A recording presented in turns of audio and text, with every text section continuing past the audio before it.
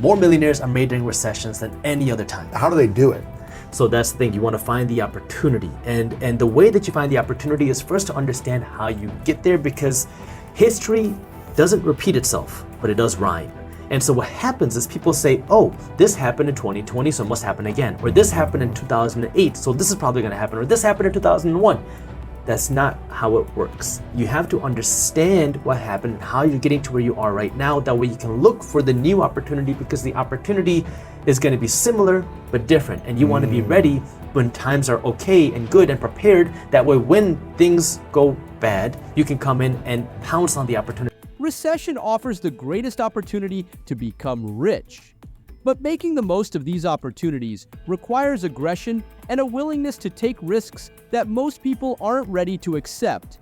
It would help if you saw value when others don't.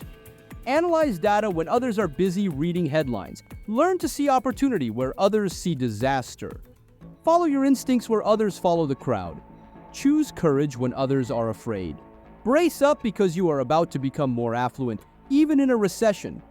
The Great Recession rampaged. Headlines screamed, "The end of the financial world." Guns and survival supplies flew off the shelves. People liquidated their investments and bought gold. In the midst of the recession, Warren Buffett bought a railroad. People said, "He's crazy." Commentators asked him, "Why did you buy a railroad?" "We're in a horrible recession. No one is buying anything, so nothing is being shipped." He answered, "Exactly. I can buy it cheap right now. The recession will end. People will start rebuying things. Shippers will start shipping by railroad again, and then it'll be worth a lot more." He called it perfectly, so he's one of the greatest investors ever and a multi-billionaire. On a much lesser scale, during the recession, some people's incomes were cut off. Yet, every month, a few of them scraped together enough money to max out their 401ks. They thought, if Uncle Warren sees the end and is investing, then they should too. Also, they analyzed valuations and could see things had become incredibly cheap because of media-driven terror. So swallowing the knot in their stomachs, they just kept investing in stock investments. Today, those investments have increased exponentially, some of the best they have ever made.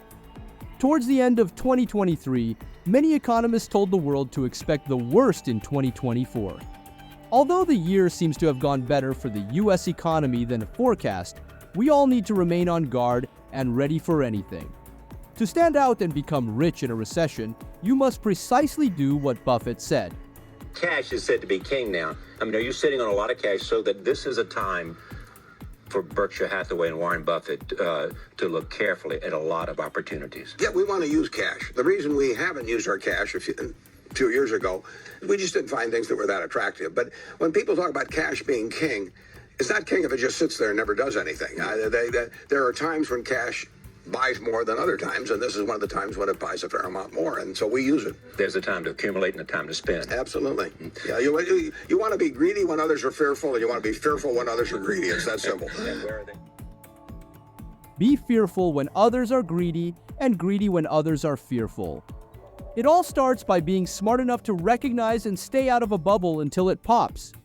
The best time to buy is when everything is on sale. You don't have to be rich to do this. The mistake most people make in a bubble is thinking they'll miss out, or that prices will go up forever and they'll never be able to afford it if they don't act now. "It's different this time," they'll say. It isn't. A bubble is a bubble. When it pops, those who wait can buy 2 or 3 houses based on what people are asking for now. There will always be a correction recession whenever there is a surge. A correction doesn't necessarily mean a crash. It could just be a return to pre-surge levels and then a long period of no or slow growth. But it always happens. You don't need to be rich to win in a recession. You just have to recognize it for what it is.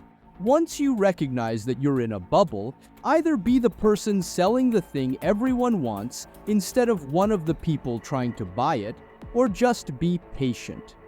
The most significant difference between the rich and the poor isn't intelligence or opportunity. It's impulse control. If you have cash now, wait, suppose you don't start saving. Your opportunity is coming. If you've reached this far, it means you are enjoying our content. Be sure to hit that subscribe button to keep seeing valuable videos like this. Recessions cause asset prices to fall. Depending on how severe the recession is, asset prices can be irrationally valued well below their worth. If you hold cash, you can buy these assets when they are incredibly cheap and ride the natural appreciation when market sentiment improves. Granted, buying assets in a recession is no walk in the park. You must do your homework and find the right assets to buy at the right price. Holding a significant cash position when others are making a killing is also psychologically taxing. As with anything, it takes discipline. For most, a recession is a nightmare, but for those with a nose for business, it can be a wholesale dream. Real estate will always remain one of the best assets to purchase during this time. The reason is that owners cannot pay their bills or need to sell the property with cash. However, would-be buyers are less likely to purchase the property for what it's worth, so the owner is forced to sell it for a much lower cost than the property is worth. That's where you come in. By negotiating a lower price with the property owner, you could purchase a piece of property that may have cost you 2 to 5 times more before the recession. This doesn't just apply to residential homes, but also to business spaces, hotels, shopping centers, malls, etc. During a bad and lengthy recession, you could buy more property than you could have prior for pennies on the dollar. After you've purchased a new property, you still will not have made any money. That comes later. If you are so inclined, you could try to find occupants for your newly purchased buildings during the recession, but consistent payment from occupants might be a bit sketchy due to the financial climate. It's easier to do this with homes since buyers are more likely to find a way to pay to keep their homes than businesses. The ideal way to make money from your real estate investment is to sell the properties when the economy returns and is no longer in a recession. At this point, buyers will have the money to afford your properties at the original price before the recession. You could either sell the building or home for a figure more significant than you paid for, or start leasing out the space and earn a monthly income. Each method has its pros, cons, and truly depends on the property and available buyers. This may sound relatively easy, but there are things to consider. First, traditional ways of buying a home or property may not be available. During recessions, banks are very selective of how and to whom they give loans, thus failing to secure a loan to purchase a property. For this strategy to work, you will need a large sum of cash and depend little on banks to help. This is why it's hard for the average Joe Jane to purchase property during a recession. This means you should save now for the next recession to have money to support yourself and possibly buy a property or two. For example, a home costs $100,000 and you have $35,000. The recession hits, and slowly over time, the home is devalued from $100,000 to $46,500. In this scenario, a home losing half its value, if not more, is not uncommon. You offer your $35,000, but are $11,000 off and are rejected. More time passes, and the owners feel the recession's crunch as bills mount. They decided to take cash today instead of trying to wait out the recession. You purchase the home. Eventually, the recession ends and the home's value starts to climb back to its original value of $100,000. You make minor improvements, repairs, etc. for $5,000. You're now into the home for $40,000.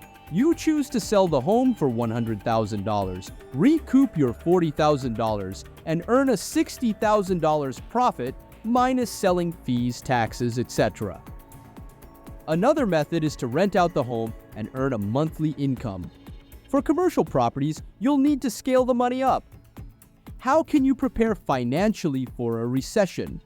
You may adopt numerous everyday behaviors to insulate yourself from the pain of a prospective economic downturn or recession.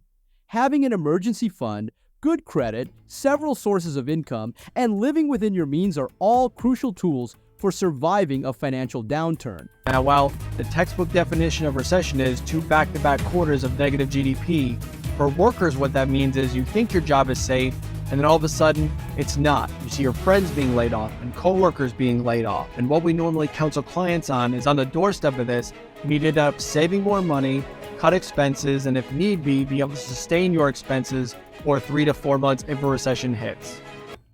With these tips, you are definitely on your way to becoming richer. Let us know your thoughts in the comments section below. Don't forget to subscribe to our channel if you found this content valuable. We will see you in the next one.